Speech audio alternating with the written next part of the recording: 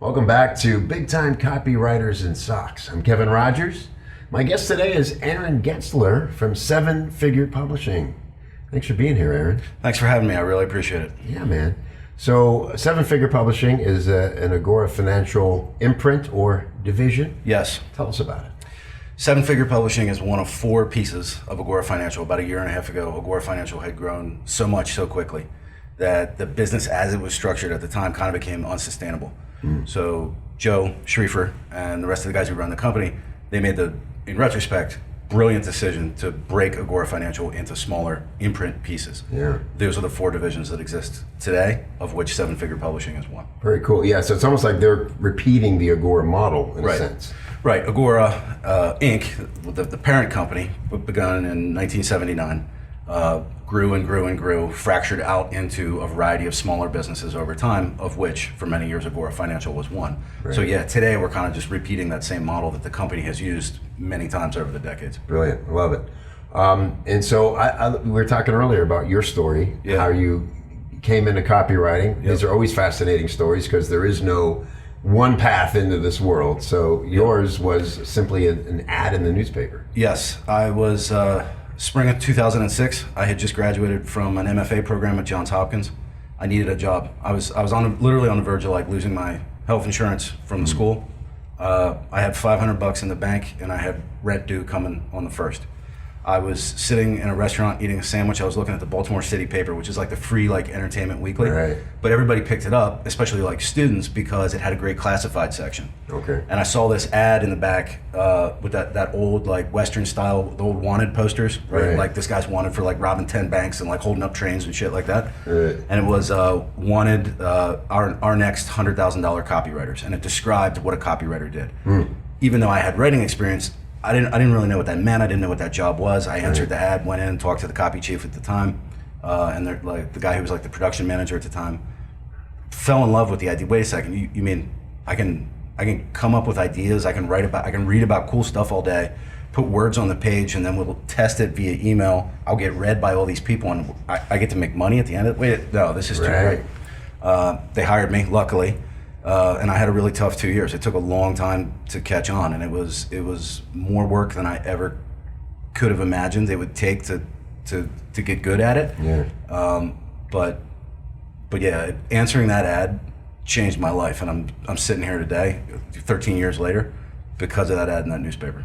Amazing. What do you think it was like that kept you going through the tough times? Because it could have been like, this is harder than I thought, and so I'm out of here. I mean, what hooked you in? It sounds like egotistical when I say this, so I don't mean it like this, but I've seen this in many great copywriters that I've worked with over the years. You cannot quit, because everybody's going to work really long hours.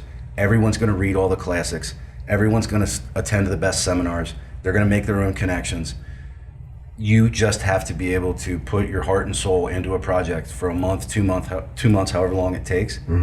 Watch it test, fail, and then come back the next day and do it all over again and just get started. Like, you can't quit. You stick with it, and then you get something to hit, and then you're off to the races. Was it partly being in the culture then as an in-house writer, seeing other writers have those hits, and that I assume would be celebrated. Every writer knew everything that was going out, so you wanted your crack at that, right? There's a ton of want to. When you see other guys, like Jack Ford was an early mentor of mine that I was lucky enough to work with.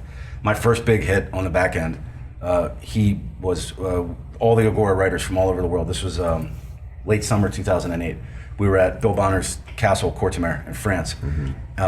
So it's 40 writers. There were 5 or 6 mentors there, and just as chance would have it, Jack Ford was the mentor of the group that I ended up in. I brought 3 pages with me, had no idea, is this a good idea, is this a bad idea? Over the course of that week, he spent hour after hour after hour just talking me through that idea. Okay, what comes next? Okay, what are you gonna do after this subhead? Okay, how are you gonna make this offer unique? Okay, what else can we do to this headline? That was, that promo, one form or another, ran for years and was probably 35 million. Wow. And that all goes back to, honest to God, that all goes back to the time that Jack spent with me. Yeah. And so now you're in that position of leading young copywriters.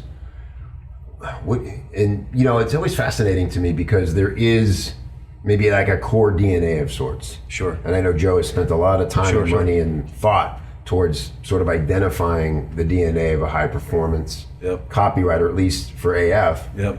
But what do you see that is a you know, intangible in a new copywriter where you're like, if that develops, this person's going to be a monster? Curiosity.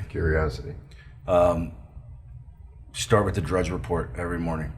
The weirdest, most active, most grabbing headlines. Well, I'm going to go read that story. Is there a hook there? Mm-hmm. Okay, well that leads me over here. Now I'm reading. Now I'm at the Guardian. Now I'm at a medical journal. Now I'm at Foreign Policy magazine.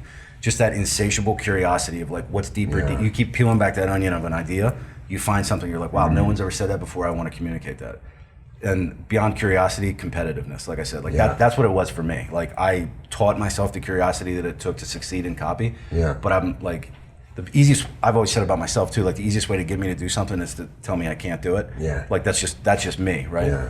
I wasn't gonna let all the other junior writers that I was with at that time be better and make more money than I did. Yeah. So it was important to me to like show up and do that work. But if you have the curiosity and the competitiveness, like you could have a home with us. That's great. Do you think the curiosity is innate and the competitiveness is innate, or do you think in some ways the competitiveness fuels the curiosity? Both.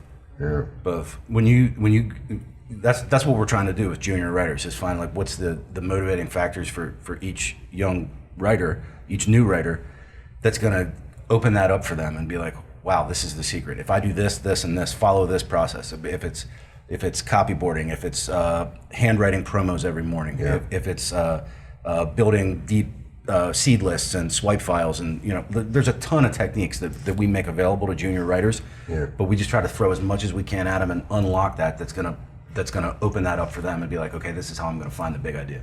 That's great. We know what it looks like when somebody's gonna make it and starts to make it. How do you know when they're done as a young copywriter? When is it like, hey, we did our best, good luck out there? You can kind of see when people disconnect, when like you can fail. We want you to fail, right? But we want you to fail in different ways. Okay. And when you stop asking, hey, why do you think this didn't work? When you stop asking questions, when you stop engaging with us, when you're pulling back from us, well, then it makes it easier for us to be like, okay, maybe it's time. Yeah. Maybe you'd be better off if you go try something else. Right. So, but as long as like answer. We're gonna stick with you. And we're gonna keep putting energy and resources into helping you get there, as long as you stay with us. You come in active and engaged and like ready to get to work every day. We'll help you figure it out. No quit, fortitude, momentum. Yep. Awesome. So you're always looking for new writers. Mm-hmm. What does that process look like? If I'm somebody, if I'm watching this and I'm like, oh man, that's exciting. You're ringing the bell that you saw in that ad right now for somebody. What do they do? Send me an email. Send me samples, and a one-page letter, like why I should talk to you, why I should bring you to Baltimore for a day. If the samples are good and the letter's good, like I'll pay your expenses, I'll bring you to Baltimore, I'll pay your Uber, I'll pay a night of hotel, I'll pay your flight. I don't care where you're coming from. If the samples are good and the letter's good, come talk to us, and we might have a home for you. All right, thank you, Aaron. It's a lot of fun, man. Thank you, I appreciate it.